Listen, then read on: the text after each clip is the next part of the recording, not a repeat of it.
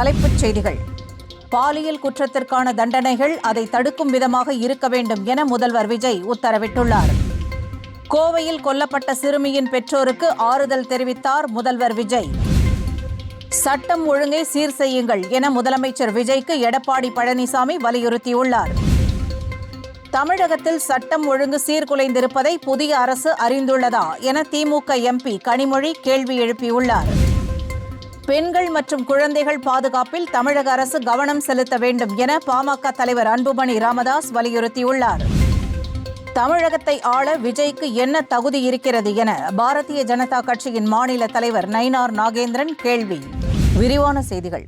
தமிழ்நாடு முதலமைச்சர் ஜோசப் விஜய் தலைமையில் இன்று தலைமைச் செயலகத்தில் பெண்கள் மற்றும் குழந்தைகளுக்கு எதிரான குற்றங்கள் குறித்தும் வழக்கினை விரைவுபடுத்துவது குறித்தும் முன்னெச்சரிக்கை நடவடிக்கைகள் விழிப்புணர்வு ஏற்படுத்துவது குறித்தும் காவல்துறை, சமூக நலத்துறை மற்றும் அரசு தலைமை வழக்கறிஞருடன் ஆய்வுக் கூட்டம் நடைபெற்றது.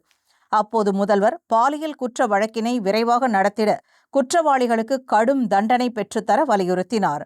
வழக்கினை முறையாக நடத்தி கடும் தண்டனை பெற்றுத் தருவது குற்ற செயல்களில் ஈடுபட திட்டமிடுவோரை தடுக்கும் விதமாக இருக்க வேண்டும் என்று தெரிவித்தார். மதுவிலக்கு மற்றும் ஆயத்தீர்வைத்துறை கூடுதல் தலைமைச் செயலாளர் டாக்டர் மணிவாசன், அரசு தலைமை வழக்கறிஞர் விஜய் நாராயணன், சமூக நலன் மற்றும் மகளிர் உரிமைத்துறை செயலாளர் மரியம் பல்லவி பல்தேவ், காவல்துறை தலைமை இயக்குநர் டாக்டர் சந்தீப் ராய் ரத்தோர், காவல்துறை மற்றும் அரசு துறை சார்ந்த அலுவலர்கள் பலரும் கலந்து கொண்டனர். கோவை மாவட்டத்தில் வசித்து வந்த தம்பதியின் 10 வயது மகள் பாலியல் வன்கொடுமைக்கு உள்ளாக்கப்பட்டு கொலை செய்யப்பட்ட சம்பவம் அதிர்ச்சியை ஏற்படுத்தியுள்ளது. இது தொடர்பாக 2 பேர் கைது செய்யப்பட்டனர்.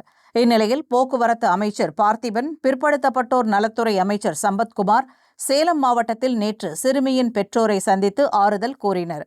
போக்சோ நீதிமன்ற உத்தரவின் பேரில் தமிழக அரசு சார்பில் 7 லட்சம் ரூபாய்க்கான காசோலையை வழங்கினர். இந்நிலையில் முதல்வர் விஜயும் தொலைபேசி வாயிலாக சிறுமியின் தந்தை மற்றும் பாட்டியிடம் பேசி ஆறுதல் கூறியுள்ளார். அதிமுக பொதுச் செயலாளர் எடப்பாடி பழனிசாமி தனது எக்ஸ் தளத்தில் சிறப்பான ஆட்சியை தருவேன், மாற்றம் கொண்டு வருவேன் என்று முதல்வர் வசனம் பேசினார். ஆனால் ஒவ்வொரு நாளும் விலை மதிப்பற்ற உயிர்களை நாம் இழந்து கொண்டிருக்கிறோம். இந்த பொய்க்கால் குதிரை ஆட்சியிலும் ஏமாற்றம்தான் மிஞ்சுகிறது. ஆளும் கட்சி நிர்வாகிகளுக்கு மதுரை சம்பவத்தில் தொடர்பு இருப்பதாக செய்திகள் வருகின்றன. ட்விட்டர் மடைமாற்று அரசியலில் திமுக ஈடுபட்டது என்றால், இன்ஸ்டாகிராம் ரீல் மடைமாற்று அரசியலில் இன்றைய ஆளும் கட்சி ஈடுபடுகிறது. அவ்வளவுதான் என குறிப்பிட்டுள்ள அவர், உங்களுக்கு வாக்களித்த தமிழக மக்கள் மீது கொஞ்சமாவது அக்கறை இருந்தால் அவர்களை காப்பாற்ற சட்டம் ஒழுங்கை சீர் செய்யும் நடவடிக்கைகளை உடனடியாக மேற்கொள்ளுங்கள் என்று இந்த முதல்வரை வலியுறுத்துகிறேன் எனவும் குறிப்பிட்டுள்ளார். திமுக எம்பி கனிமொழி தனது எக்ஸ் தளத்தில் விடுத்துள்ள பதிவில், குழந்தைகள், பெண்கள், மாற்றுத்திறனாளிகள், முதியவர்கள் என யாருக்கும் பாதுகாப்பில்லாத மாநிலமாகிவிட்டது தமிழ்நாடு.